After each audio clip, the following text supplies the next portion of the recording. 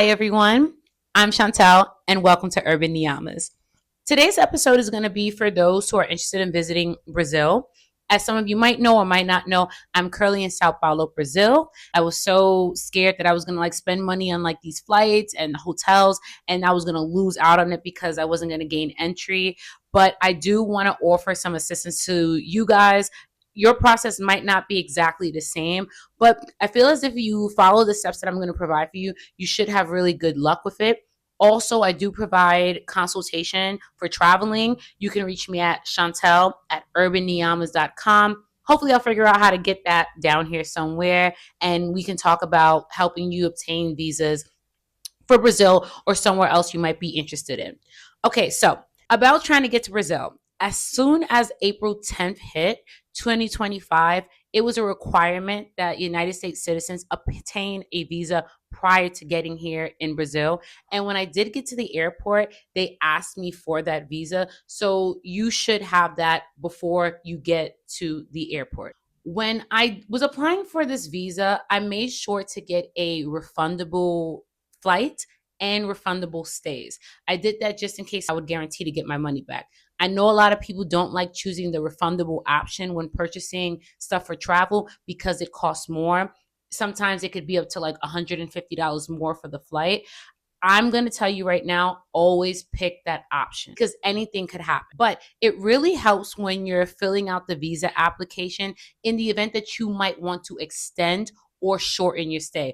I have visited places before where I thought that I was going to stay there for a month, specifically India, and I ended up leaving after a week. So this is not only for Brazil. I recommend that you always choose the refundable options regardless of the tickets that you choose. When you're submitting your application for your visa, they're going to ask for your proof of stay and your proof of the flight. So let's say if you're just kind of gauging your visit, you can always just purchase the flight, purchase the tickets, and then send that in for your visa application and then cancel it later. So you can submit that application and say, hey, I booked the trip for August 10th. I booked my hotel for August 10th for this amount of time. And then once they give you the approval, you can always cancel that and you already have the visa and you can decide to come back to Brazil later.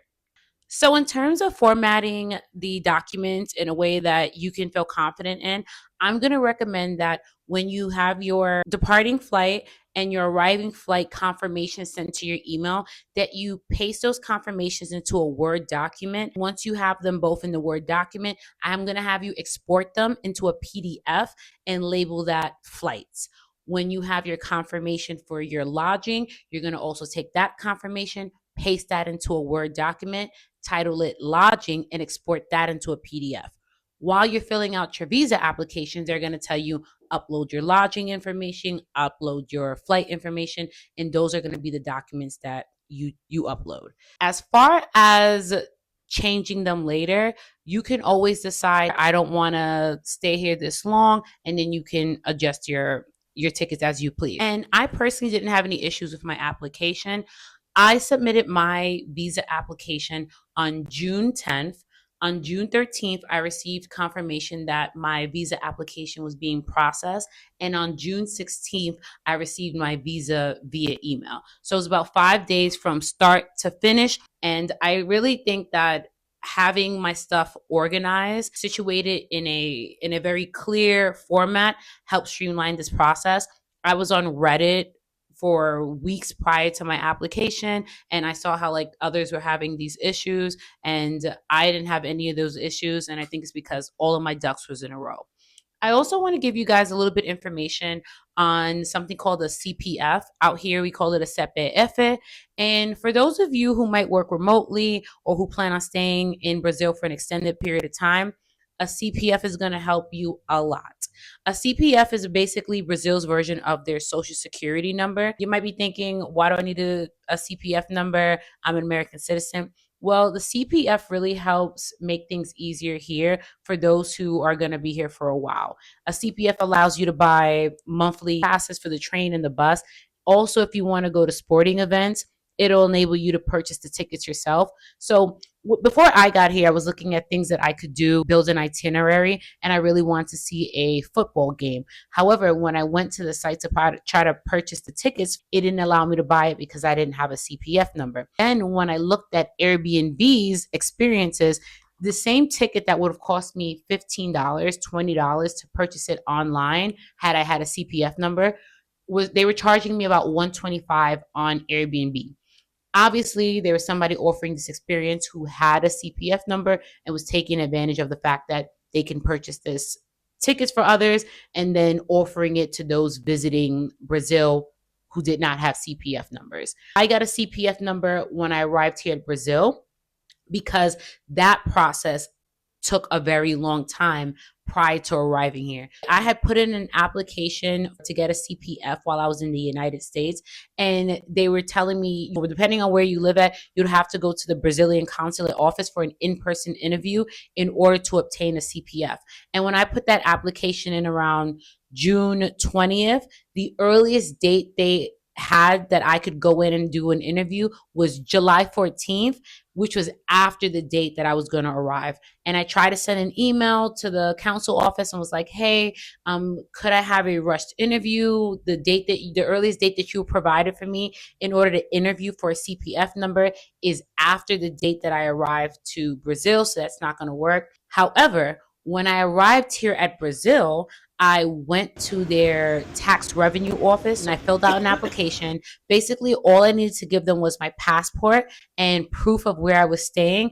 And 3 days later, via email, I received my CPF number. And so now I do have a CPF number, which enables me to buy my bus tickets and obtain tickets for events that need to be purchased online and require a CPF number. I don't know if you guys have a little bit more time. If you're planning this ahead of time, so let's say if you have about 2 months ahead of time prior to you coming to Brazil, then you probably have enough time to apply for your CPF number online, go for an in-person interview, and then receive your number.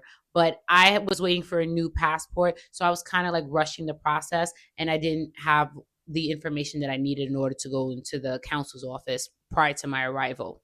And on the topic of extended stays here in Brazil, when you do come into Brazil utilizing that visa, it's going to be good for 90 days. Upon entry, it is going to be good for up to 90 days of travel.